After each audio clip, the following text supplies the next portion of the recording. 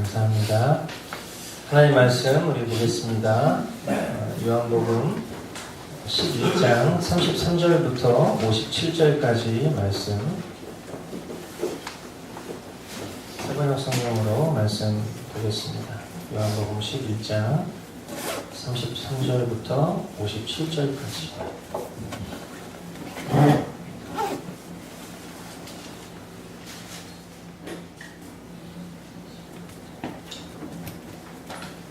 제가 한 절, 여러분들이 한 절 교독으로 말씀을 보도록 하겠습니다.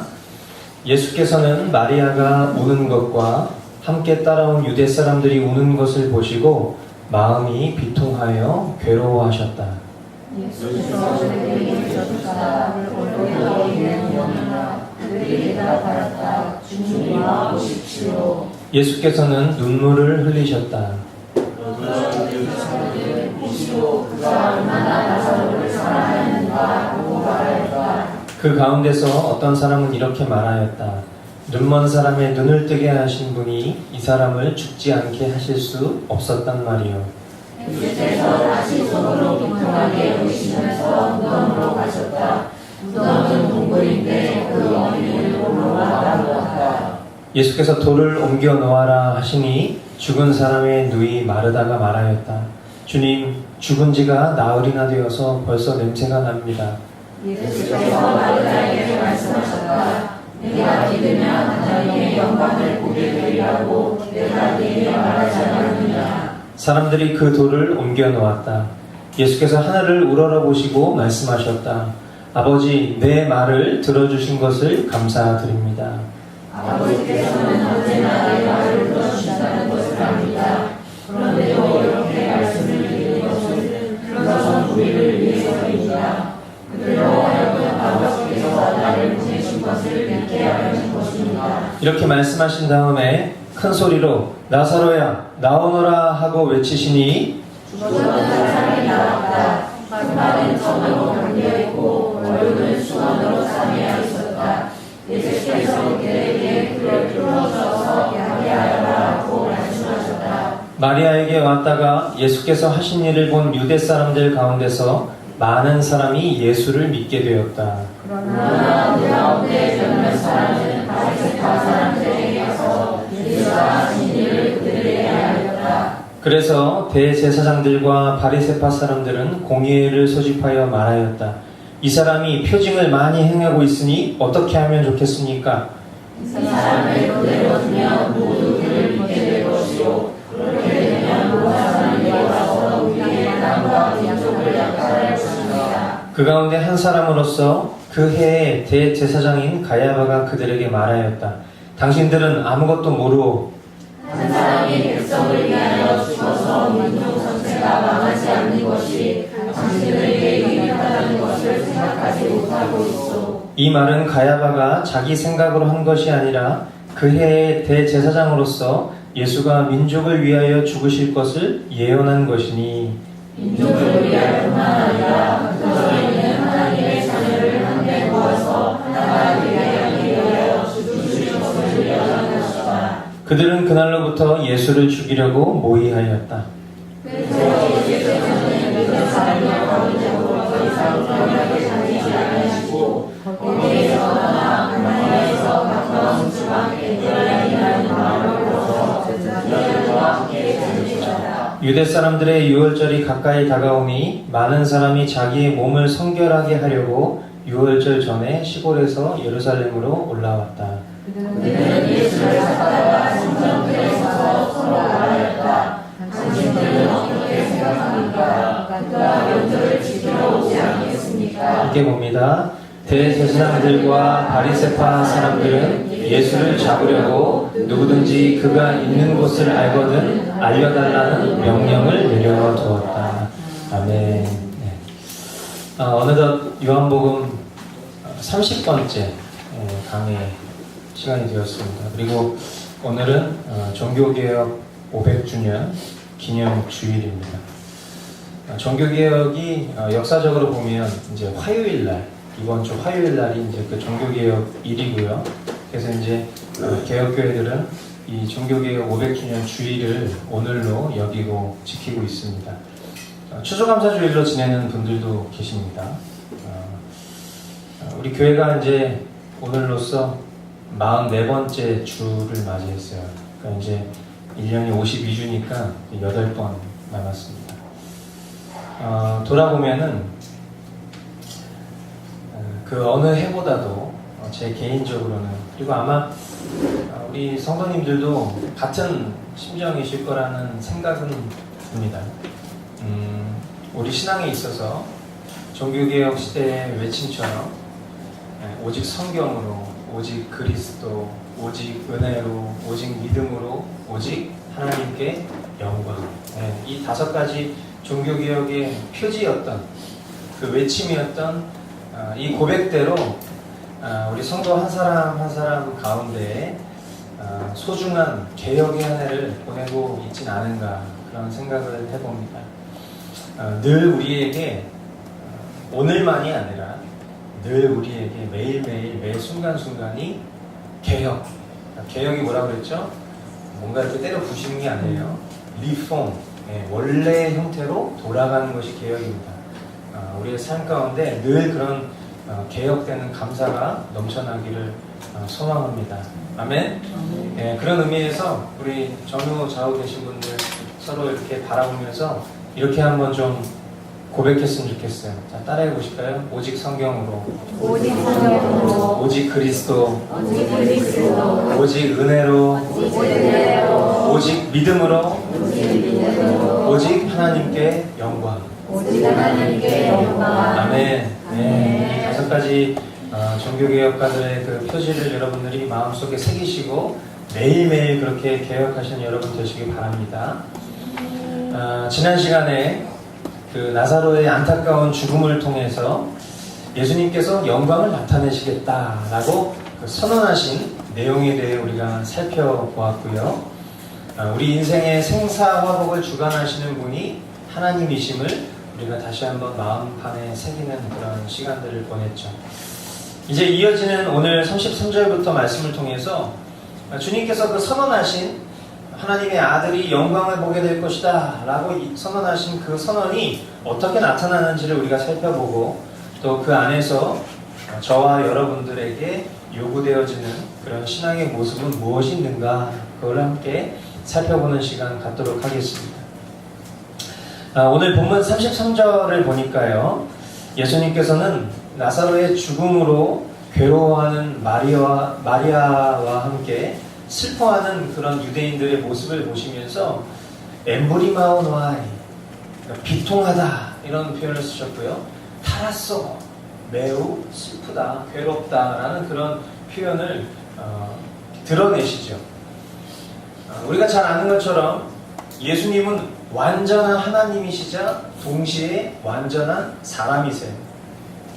이 땅에 그 성육신하여 오신 그 하나님이신 예수님은 하나님이시지만 동시에 사람의 심정을 가진 분이십니다. 예수님께서 비통하며 괴로워하셨던 것, 그 이유는 예수님이 사랑하는 친구인 나사로가 죽었기 때문이죠. 뿐만 아니라 그의 죽음을 슬퍼하는 가족들과 그 지인들의 마음이 느껴지셨기 때문에 슬프셨을 거예요.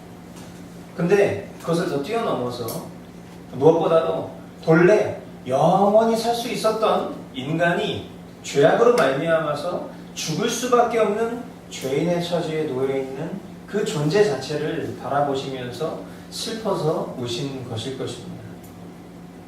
예수님의 그 눈물을 바라보는 유대인들은요, 예수님의 슬픔을 바라보면서 나사로를 향한 그 예수님의 사랑을 느낍니다. 그러면서 예수님이 소경의 눈을 뜨게 하셨었던 것처럼 저 나사로를 죽지 않게 하실 수 있지 않았을까라는 그런 이야기를 합니다. 예수님은 친구 나사로를 죽지 않게 하실 수 있었을 거예요. 그것은 우리가 지난 시간에 충분히 여러 정황을 통해서 예수님께서 이 모든 일들을 내버려 두고 계시는구나, 계획대로, 예수님의 뜻대로, 하나님 아버지의 뜻대로 예수님은 그 일들을 계획하고 계시구나라는 그런 정황들을 우리가 살펴봤었죠. 예수님께서 나사로의 병을 고쳐주실 수 있었음에도 불구하고 그렇게 하지 않으신 것은 나사로를 다시 살리실 것이기 때문입니다. 인간은 누구나 한 번은 죽습니다. 그것은 죄 때문이죠. 이 세상에서 한 번 죽는 죽음을 막는 일은 결코 하나님께서 하시는 일이 아니에요. 그러나 예수님께서 이 단회적인 사건, 그것도 사람이 살고 죽는 일에 대해서 죽은 자를 살리시는 엄청난 기적을 통해서 예수님이 나타내시고자 원하셨던 건 너무나 심플합니다. 예수님이 생명의 주관자이시다라는, 하나님의 아들이시다라는 것을 나타내 보여주기 위한 그런 위대한 계획인 것입니다. 예수님께서 말씀을 하십니다. 40절, 예수께서 마르다에게 말씀하셨다. 내가 믿으면 하나님의 영광을 보게 되리라고 내가 내게 말하지 않았느냐. 우리의 믿음은요, 인간의 어떤 정욕적인 소원 성취나 유행을 바라는 것에 머무를 때가 참 많습니다. 그죠? 우리가 어떤 믿음을 쓴다라고 이야기할 때 보면 우리는 보통 우리가 뭔가 추구하고 바라는 것들을 이루고 싶을 때, 아니면 어떤 유행을 바랄 때 우리가 믿음을 쓴다라는 그런 표현을 이렇게 사용할 때가 종종 있는 것 같아요. 그런데 바른 믿음은 그 믿음을 통해 하나님의 영광이 드러날 때 사용하는 것이 바른 믿음이죠. 나사로의 죽음은요, 철저히 예수님의 영광을 나타내기 위한 것이었고, 주님은요, 그런 나사로의 누이인 마르다에게 믿음을 요구하십니다. 그리고 그 믿음의 실제는요, 너가 믿음을 가지기를 원한다, 내가 너에게 믿음을 통해서 놀라운 일을 보여주겠다라고 약속하지 않았느냐 라고 예수님이 말씀하신 그 마르다가 그 이야기를 듣고 그 이야기를 믿음으로 취해서 보여준 실제는요, 예수님의 요청대로 사람들을 통해서 그 나사로가 들어있는 그 동굴 무덤의 문을 여는 행위로 드러나게 돼요. 이때 예수님께서는요, 성부 하나님께 기도하십니다. 절대 예수님은 임의로 사역하지 않으시고 기도를 통한 순종으로 나아가는 예수님의 겸손을 항상 보여주세요. 믿음이 연약한 자에게 예수님이 그리스도라는 것을 믿게 하시려는 이 모든 일들은요, 이제 엄청난 기적으로 드러납니다. 43절, 이렇게 말씀하신 다음에 큰 소리로 나사로야 나오너라 하고 외치시니 죽었던 사람이 나왔다. 손발은 천으로 감겨있고 얼굴은 수건으로 싸매어 있었다. 예수께서 그들에게 그를 풀어주어서 가게 하여라 하고 말씀하셨다. 네, 많은 사람들이 이 나사로의 부활에 대해서 짜고 치는 고스톱이다, 이런 자유주의자들은 그렇게 해석을 하기도 합니다. 그거는 우리가 이렇게 이야기할 그런 가치가 없는 것이죠. 나흘이 지났어요. 그리고 이미 그 주변에 악취가 진동하는 그런 상황이었죠. 어떻게 보면 누이 마르다도 예수님을 사랑했고 예수님을 구주로 믿었지만 그 믿음 가운데 한편으로는 나흘이나 지났습니다. 벌써 냄새가 납니다. 그런 이야기까지 하게 되죠. 하지만 내가 믿으면 하나님의 영광을 보게 되리라고 내가 내게 말하지 않았느냐 라는 그 예수님 말씀에 순종해서 무덤 문을 열었을 때 그 죽은 나사로가 걸어서 나오는 광경을 그곳에 있는 모든 사람들이 목격을 하게 됩니다. 근데 그 장면을 보면 예수님께서 하나님 아버지 나사로를 나오게 해주십시오 라고 이렇게 이야기하지 않고요, 예수님 자신 스스로의 권위를 통해서 나사로야 나오너라 이렇게 명하시죠. 이것은 단순한 내용이 아니라 아주 매우 중대한 가르침이에요. 무슨 의미를 가지고 있냐면 예수님께서 자신의 권위로 부르시고 그 부르심에 죽은 나사로가 나아오게 된 그 장면을 통해서 우리 역시도 예수님께서 다시 오실 때에 우리를 부르시면 우리가 그와 함께 살 것이다 라는 그런 중요한 근거가 되는 것입니다. 요한복음 5장 28절 29절 말씀을 보니까 이 말에 놀라지 말아라. 무덤 속에 있는 사람들이 다 그의 음성을 들을 때가 온다. 선한 일을 한 사람들은 부활하여 생명을 얻고 악한 일을 한 사람들은 부활하여 심판을 받는다. 여기서 말하는 선한 일과 악한 일은 어떤 선행과 악행을 말하는 것이 아니라 우리를 창조하신 하나님의 뜻을 순종하는 것이 선한 일이고 그것을 불순종하는 것이 악한 일이죠. 하나님의 뜻이 무엇입니까? 아들 예수 그리스도를 믿는 거예요. 그러면 그의 음성을 들을 수 있는 자격을 얻는 것이죠. 그 음성을 들을 때가 오면 하나님의 뜻을 따르는 자들은 부활하는 놀라운 영광을 경험하게 된다. 그렇게 주님 말씀하셨죠. 뿐만 아니라 데살로니가전서 4장 16절로 18절 말씀해 보니까 주님께서 호령과 천사장의 소리와 하나님의 나팔 소리와 함께 친히 하늘로부터 내려오실 것이니 그리스도 안에서 죽은 사람들이 먼저 일어나고 그 다음에 살아남아있는 우리가 그들과 함께 구름 속으로 이끌려 올라가서 공중에서 주님을 영접할 것입니다. 이리하여 우리가 항상 주님과 함께 있을 것입니다. 그러므로 여러분은 이런 말로 서로 위로하십시오. 아멘. 네, 성부 하나님께서 하늘과 땅의 모든 권세를 아들이신 그 성자 예수님께 위임하시고요. 그리고 그 권세를 자신의 것으로 여기지 않고요. 첫째 아담이었었던 그 아담은 하나님께서 생육하고 번성하고 이 땅에 있는 것을 다 통치할 수 있는 권한을 주셨는데 그것을 위임받았다라는 생각을 하지 않고요. 자기가 그 왕좌에 오르고 싶은 불순종으로 인해서 죄를 범했어요. 하지만 둘째 아담이신 예수님은요. 하나님의 속성을 가지고 계신 분임에도 불구하고 자신의 어떤 뜻을 관철시키려 하지 않고요. 겸손하게 하나님 아버지께서 나에게 허락하신 것임을 알고 기도로 선행하고 그리고 자신에게 주어진 권위를 겸손히 드러내실 때 예수님을 통해 사람의 살고 죽는 문제가 해결되는 것을 나타내 보여주셨죠. 그리고 예수님을 믿는 자, 그런 이들도 믿음으로 나아오면 죽어도 살겠고, 우리가 지난 시간에 그 말씀 봤지만 죽어도 살겠고 살아서 믿는 자는 어떻게 돼요? 영원히 살 것이다 라는 그 말씀을 지금 예수님은 완벽하게 성취하고 계신 것입니다.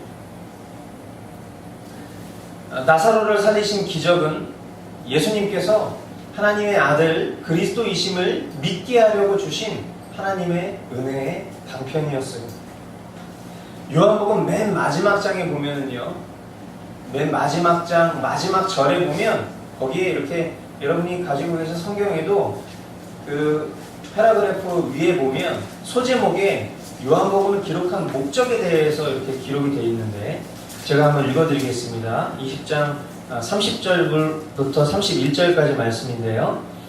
예수께서는 제자들 앞에서 이 책에 기록하지 않은 다른 표징도 많이 행하셨다. 그런데 여기에 이것이나마 기록한 목적은 여러분으로 하여금 예수가 그리스도요 하나님의 아들이심을 믿게 하고 또 그렇게 믿어서 그의 이름으로 생명을 얻게 하려는 것이다.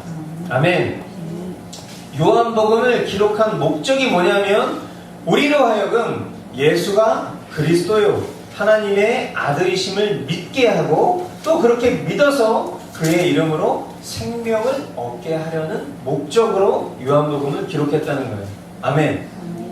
여기 나타난 수많은 기적들이 있어요. 그 기적의 증거들이 오늘날도 우리가 믿는 믿음에 대한 증거가 된다는 것입니다. 아멘. 우리가 직접적으로 경험하지 않았지만 우리가 믿는 1.1획도 흠이 없다라고 믿는 성경 66권에 기록되어 있는 이 수많은 기적의 역사들을 통해서 하나님이 우리에게 원하시는 그 궁극적인 목적은 우리로 하여금 아들 예수 그리스도를 믿게 하고 그 아들을 믿음으로 영원한 생명을 주시려고 하는 목적이 있다는 거예요. 그 사실을 우리가 받아들였을 때 우리가 성경에 나오는 수많은 증거들이 우리의 믿음의 증거가 된다라는 것이죠. 물론 여러분이 살아가는 삶 가운데에도 주님께서 여러분의 삶에 일궈놓으셨던 여러 가지 많은 기적들을 경험하신 경험들도 있을 거예요. 물론 그렇지 않은 분들도 있지만 그렇지 않은 분들도 그런 어떤 기적적인 일들을 체험하지 않았다고 해서 여러분들이 뭐 구원받지 않았거나 아니면 하나님의 자녀가 아니거나 그렇게 생각하실 필요가 전혀 없습니다. 왜냐하면 기적이라는 것은 내 믿음의 어떤 드러나는 여러 열매들 중에 하나일 뿐이지 그것이 내 믿음의 근거가 되는 것은 아니라는 거예요. 믿음은요, 하나님의 선물입니다.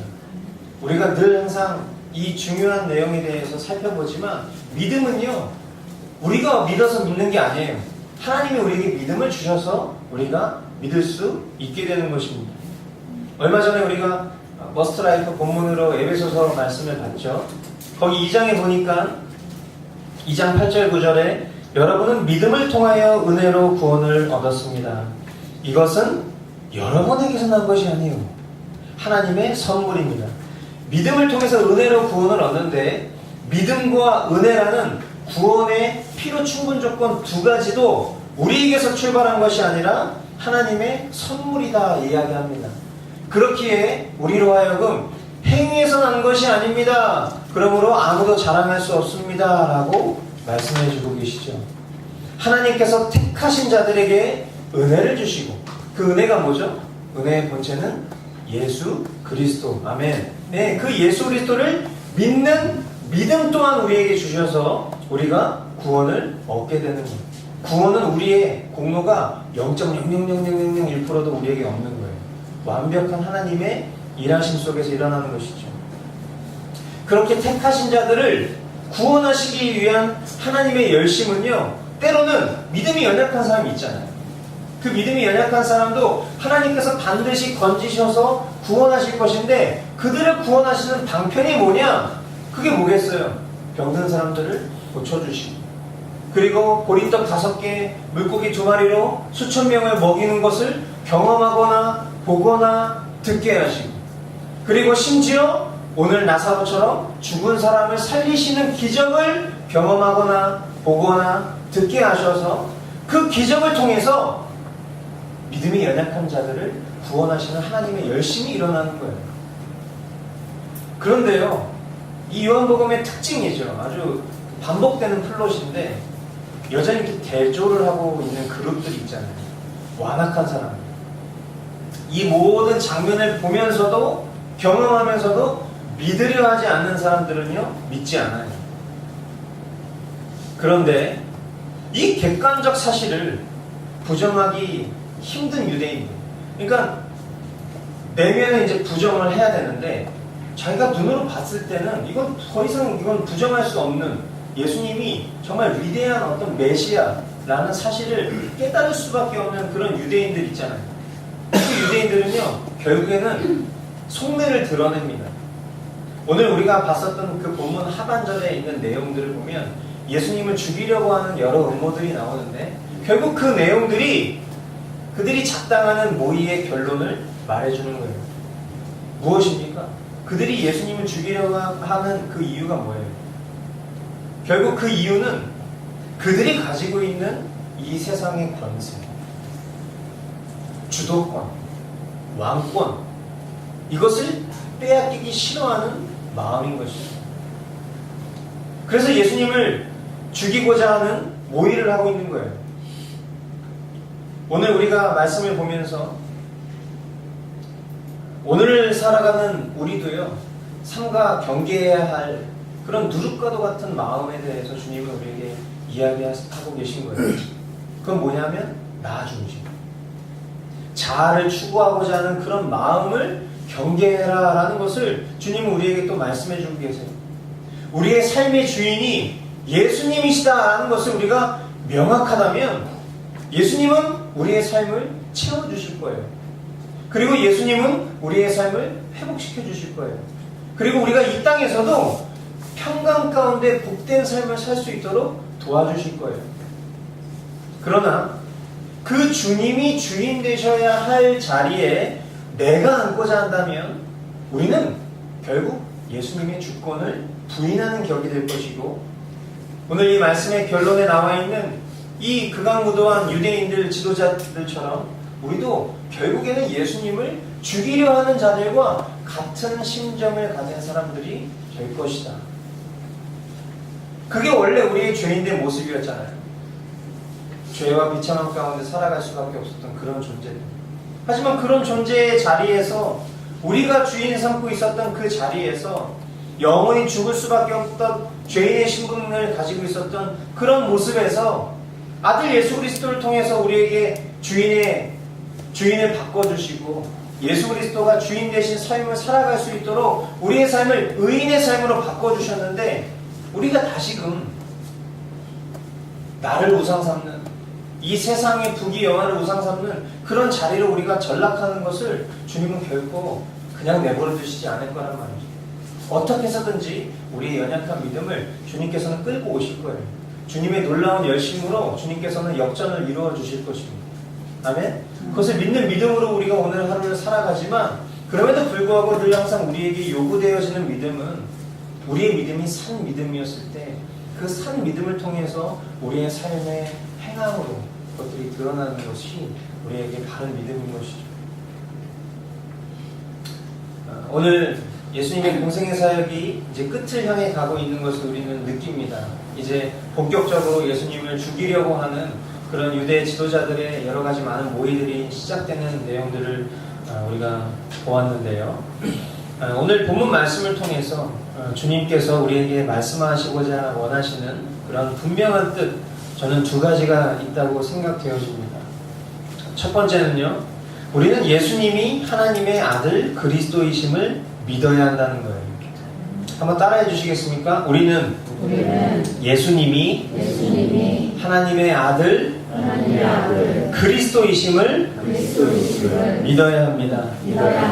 아멘. 여러분, 늘 제가 말씀드리지만 어저께의 믿음의 고백으로 오늘 살 수 없는 거예요.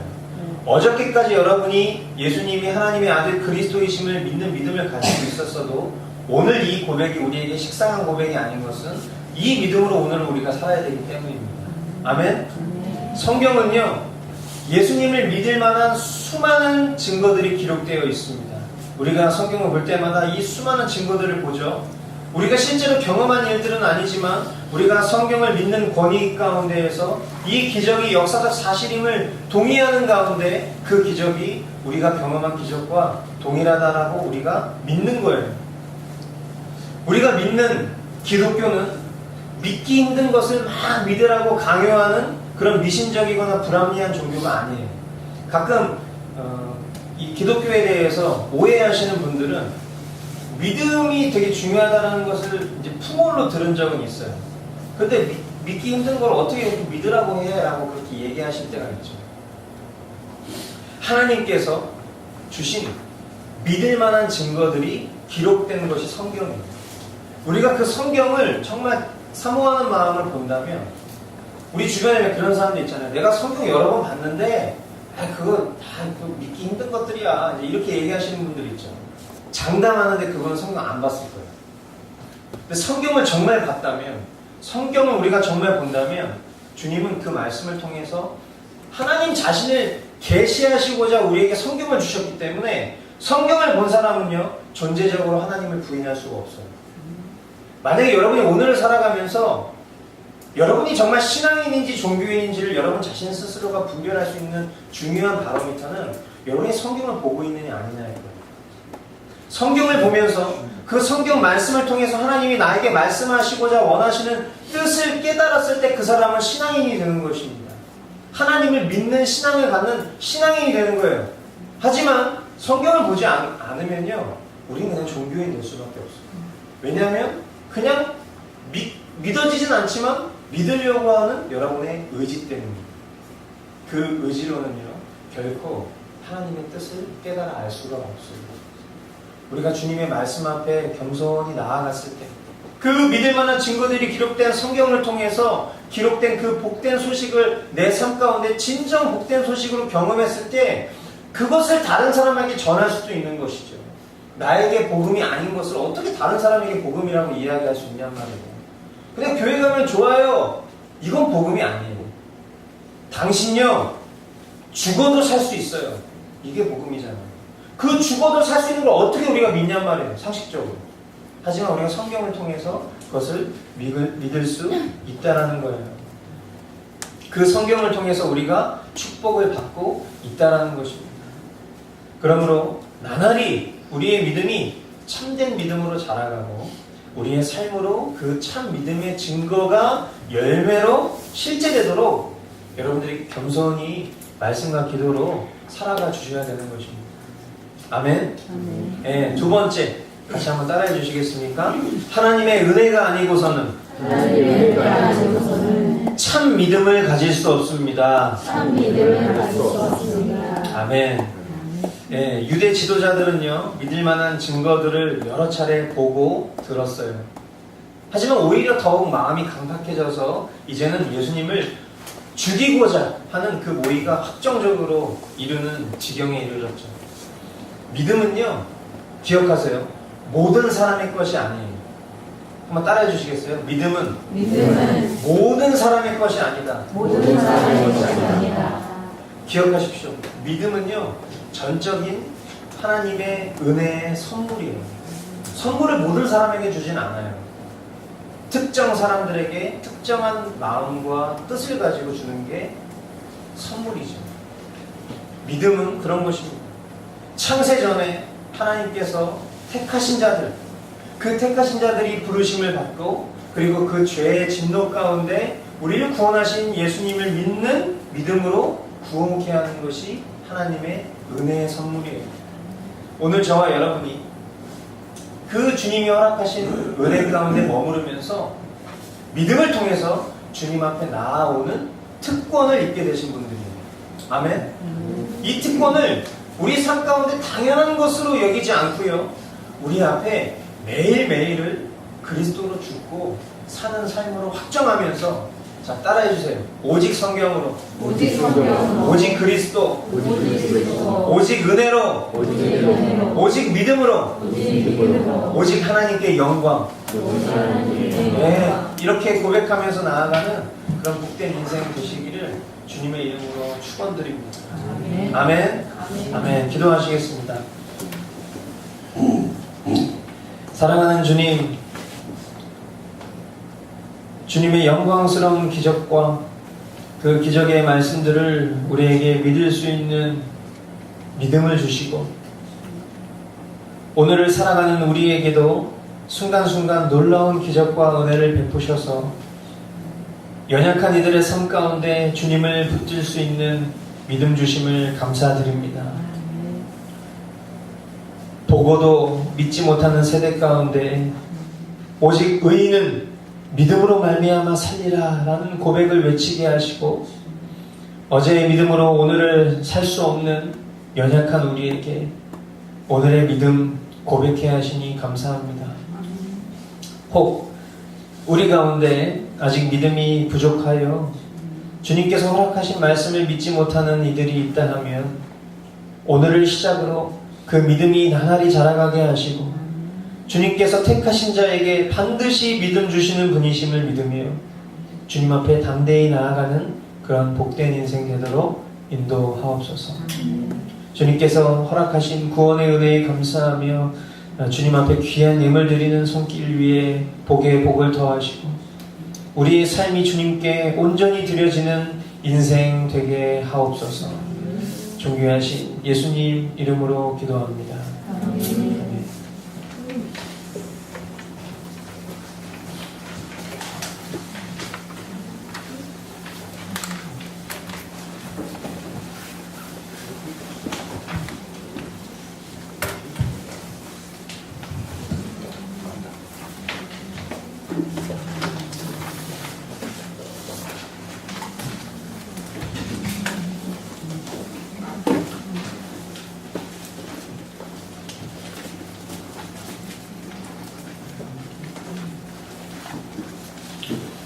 내일 모레부터 금요일까지 제가 그 밴드에 공지한 대로 이제 종교개혁 500주년 특별 집회가 열리는데요. 올해 표가 오직 믿음으로예요. 그래서 그 이제 복음기도동맹 안에서 집회를 준비하면서 찬양을 만들었는데 이 찬양의 가사를 여러분들 이 찬양 잘 모르시는 분들은 가사를 잘 묵상하시면서 같이 고백하며 나아갔으면 좋겠습니다.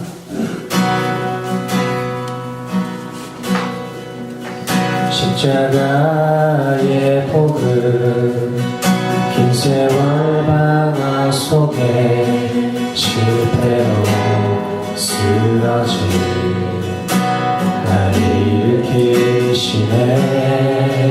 십자가의 복음 사는 영혼들에게 믿음으로 의롭다 칭하여 주시네. 오직 주를 믿는 자에게 의를 주시니 하나님의 지혜 이제는 예수 그리스도로 믿고 의인의 삶을 살리라. 내가 복음을 부끄러워하지 아니하노니 복음에는 하나님의 의가 나타나 믿음으로 믿음에 이르게 하나니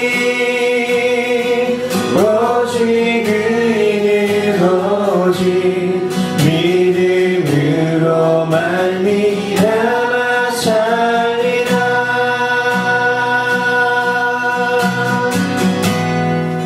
다시 한번 고백합시다. 십자가의 복음 긴 세월 방황 속에 실패로 쓰러진 날 일으키시네. 십자가의 복음 상한 영혼들에게 믿음으로 의롭다 칭하여 주시네. 오직 주를 믿는 자에게 의를 주시니 하나님의 지혜 이제는 예수 그리스도로 믿고 의인의 삶을 살리라. 내가 복음을 부끄러워하지 아니하노니 복음에는 하나님의 의가 나타나 믿음으로 믿음에 이르게 하나니 오직 의인은 오직 믿음으로 말미암아 살리라. 최선도 의지로도 얻을 수 없네. 모든 걸 이루신 십자가 예수와 죽고 살았네. 그분의 의가 내 의가